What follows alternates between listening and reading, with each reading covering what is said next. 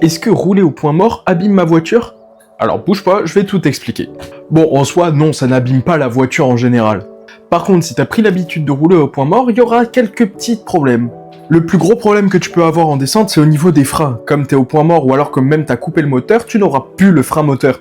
Et si t'as plus le frein moteur, tu seras obligé d'utiliser uniquement les disques, et les disques, bah ils vont s'abîmer.